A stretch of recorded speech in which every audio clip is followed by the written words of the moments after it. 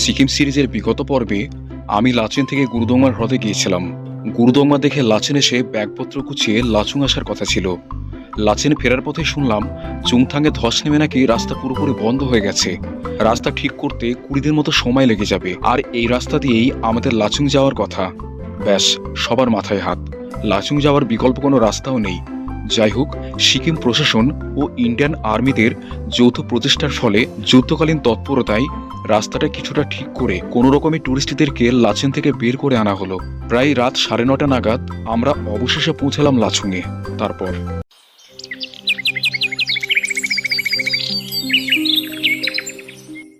তো সুপ্রভাত সকলকে।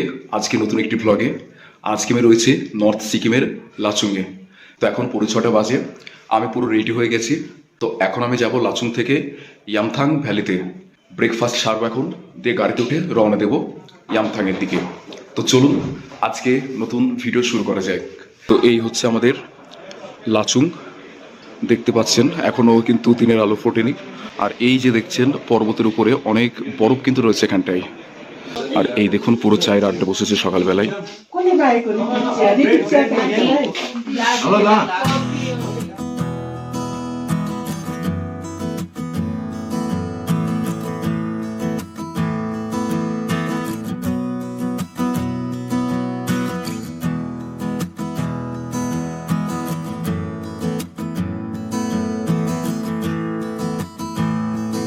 উষাকালে প্রাতরাশ সেরে আমরা দুগ্গা দুগ্গা বলে রওনা দিয়ে দিলাম।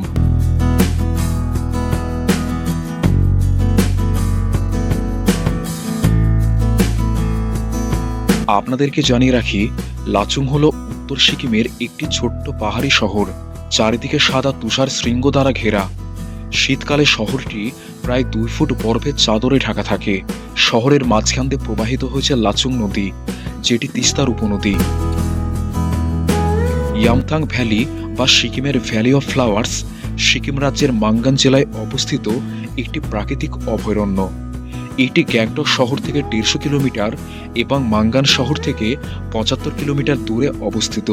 সমুদ্রপৃষ্ঠ থেকে ইয়ামথাংয়ের উচ্চতা 3564 মিটার, অর্থাৎ 11,693 ফুট।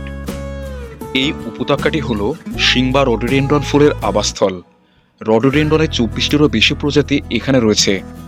ফেব্রুয়ারির শেষ থেকে টানা 3 মাস এখানে অসংখ্য রঙিন ফুল উপত্যকাটিকে রামধনুর মতো বহু রঙে সজ্জিত করে তোলে। উপত্যকায় একটি উষ্ণ প্রস্রবণও রয়েছে।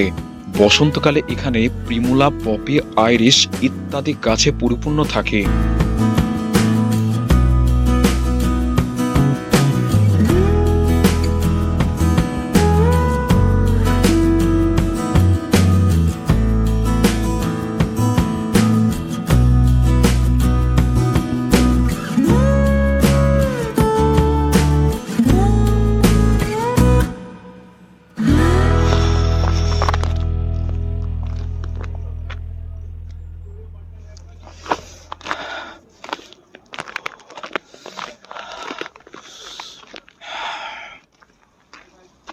তো যেটা হয়েছে ঘটনা, তো আমাদের গাড়ি এখান থেকে ইয়ামথাংয়ের দিকে যাচ্ছিল।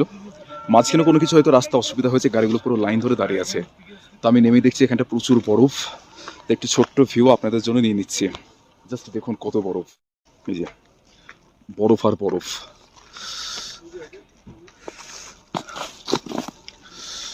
কত বরফ দেখুন।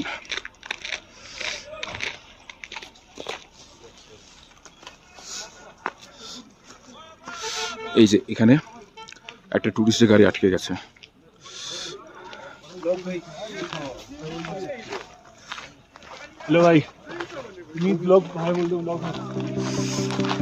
ইয়ামথাং ভ্যালি সহ ইয়ামথাং ভ্যালি যাওয়ার পথটিও সবুজ পাইন এবং রূপলি দেবদারু গাছে ভরা থাকে। তুষারপাত হলে এই রাস্তাটির ভিউ অসাধারণ মনোমুগ্ধকর লাগে। দুপাশের গাছপালাগুলো বরফে পুরো সাদা রং ধারণ করে।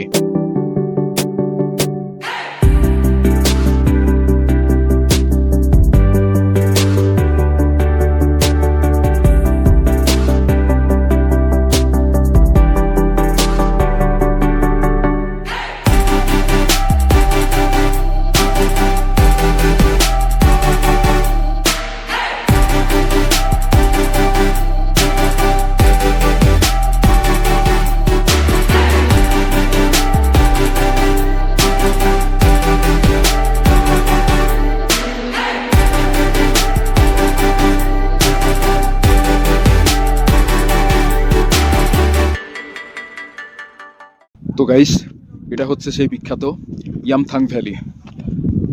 ডিসেম্বরের শেষ থেকে জানুয়ারি ফেব্রুয়ারি পর্যন্ত এখানে পুরোপুরি বরফে ঢাকা থাকে, তখন একটা অসাধারণ ভিউ লাগে এখানকার।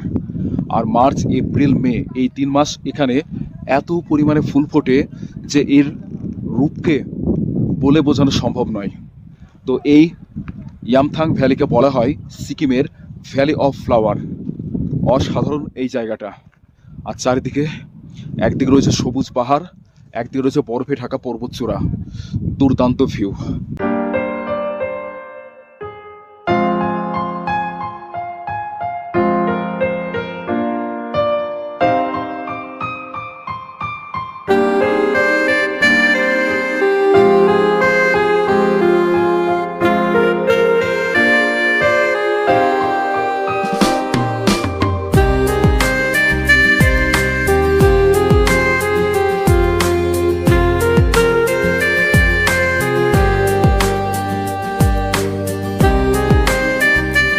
সো গাইস, আমি চলে এসেছি ইয়ামথাং ভ্যালিতে। চলুন, আসলাম যখন একবার লাচুং নদীরে আপনাদের দেখিয়ে দিই। একদম দূরে যে ছোট্ট নদীটি দেখতে পাচ্ছেন, আপনাদেরকে একটু জুম করে দেখাই। উড়েছে লাচুং নদী।